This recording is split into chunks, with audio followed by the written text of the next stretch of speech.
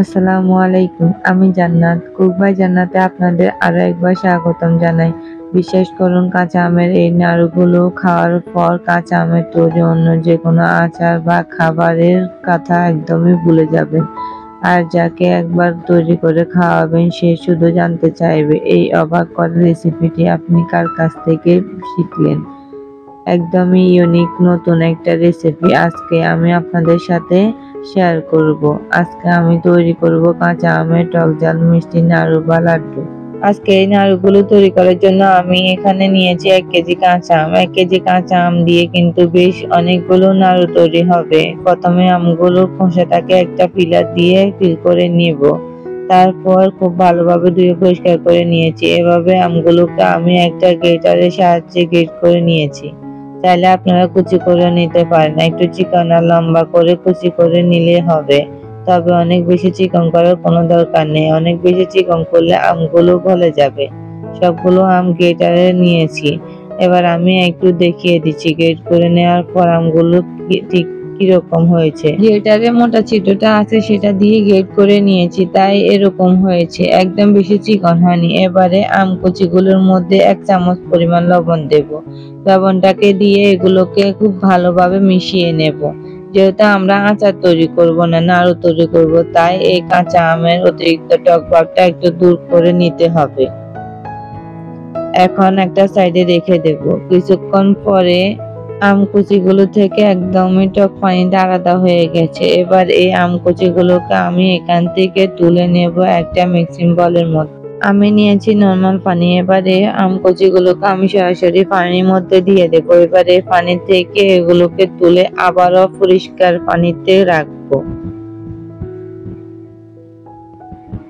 এভাবে করে 2 থেকে 3 বার পরিষ্কার করে নিয়েছি। এখন এই আমের কুচিগুলোকে খুব ভালোভাবে পানিটা নিংড়ে তুলে নিতে হবে।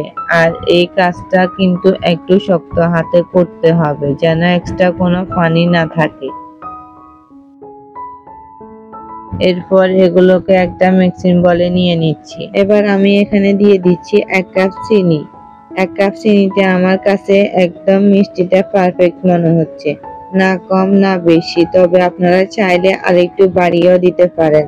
আম কুচির সঙ্গে চিনিটাকে খুব ভালোভাবে আমি একটু মিশিয়ে নিচ্ছি। মিশিয়ে নেওয়ার পর আমি 10 মিনিটের জন্য একটা সাইডে রেখে দেব, একটা ঢাকনা দিয়ে ঢেকে। একটু রেস্টে থাকুক। এরই মধ্যে আমি একটা মশলা তৈরি করে নেব। একটা প্যানে নিয়ে নিচ্ছি 2টা শুকনো মরিচ, নিয়ে নিচ্ছি 1/2 চা চামচ গোটা মৌরি বা মিষ্টি জিরা, গোটা ধনিয়া নিয়ে নিচ্ছি 1/2 চা চামচ, গোটা জিরা নিয়ে নিচ্ছি 1/2 চা চামচ, 1/2 চা চামচ নিয়ে নিচ্ছি সামান্য একটু মেথি। এবার মশলাগুলোকে আমি একটু ভেজে নিচ্ছি। মশলাগুলো ভেজে নেওয়া হয়ে গেল। এগুলোকে আমি পাটায় বা ব্লেন্ডারে জাগে নিয়ে একটু গুঁড়ো করে নেব। এদিকে 10 মিনিটের রেস্টে রাখার কারণে কিন্তু চিনি থেকে প্রচুর পরিমাণে পানি বের হবে। আর চিনির মধ্যে এভাবে আম কুচি ভিজিয়ে রাখার কারণে আম কুচিগুলো একটু শক্ত হবে। তবে এতে করে রান্না করার সময় এগুলো আরো ভেঙে যাবে না, গলেও যাবে না। সম্পূর্ণ চিনির পানিটা সহ এই আম কুচিগুলোকে আমি একটা প্যানে নিয়ে নিচ্ছি। এবার দেব এখানে 1/2 চা চামচ লাল মরিচের গুঁড়া আর দিয়ে দেব একটু হলুদ গুঁড়া। এতে করে নাড়ুর কালারটা কিন্তু খুব সুন্দর হবে। এখন এই সব কিছুকে একসঙ্গে খুব ভালো করে মিশিয়ে নিচ্ছি। এরপর আমি যে মশলাটা তৈরি করে রেখেছিলাম সেই মশলাটা এখানে দিয়ে দেব। আবার সবকিছুকে একসঙ্গে ভালো করে মিশিয়ে নেব। আর এখন কিন্তু আম কুচিগুলো একটু নরম হয়ে গেছে, তাই একটু অল্প হাতে মিশিয়ে নিতে হবে। চিনি থেকে যে পানিটা বের হয়েছিল সেটা কিন্তু শুকিয়ে গেছে আর আম কুচিগুলো স্বচ্ছ হওয়া শুরু হয়েছে। এখন কিন্তু আমের কুচিগুলো গলে যাওয়া বা ভেঙে যাওয়ার কোনো চান্স নেই। এর মাঝে আমি দিয়ে দেব কিছুটা লবণ। লবণের টেস্ট আসার জন্য আমি লবণটা দিয়েছি।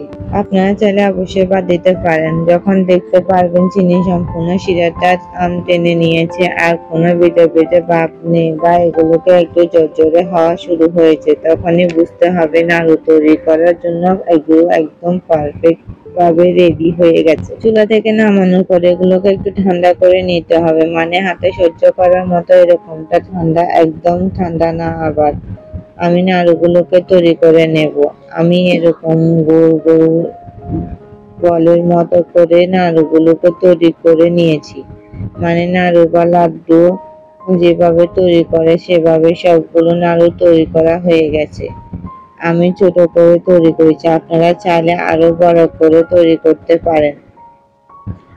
আরো অনেকগুলো নাড়ু তৈরি হবে। টক ঝাল মিষ্টি কাঁচা আমের নাড়ু বা লাড্ডু, এগুলো দেখতে কত বেশি লোভনীয় হয়েছে, মাশাআল্লাহ। কাঁচা আম দিয়ে যদি এ ধরনের ইউনিক আর নতুন কিছু তৈরি করতে চান, অবশ্যই এই নাড়ুগুলো তৈরি করবেন, সবাই খুবই পছন্দ করে খাবে। আমি একটা কাঁচা আমের নাড়ু ভেঙে দেখাচ্ছি, দেখতেই তো পাচ্ছেন ভিতর থেকে কতটা পারফেক্ট ভাবে তৈরি হয়েছে, একদম লোভনীয় লাগতেছে। আর এগুলোকে একটা এয়ারটাইট বক্সে নিয়ে নরমাল ফ্রিজে রেখে দিন, 1 বছরের বেশি সময় ধরে এগুলো ভালো থাকবে। আশা করছি আমার আজকের এই রেসিপিটি আপনাদের কাছে খুবই ভালো লেগেছে আর সহজও লেগেছে। তাহলে আজকে এ পর্যন্ত, সবাই সুস্থ থাকবেন, ভালো থাকবেন, আল্লাহ হাফেজ, আসসালামু আলাইকুম।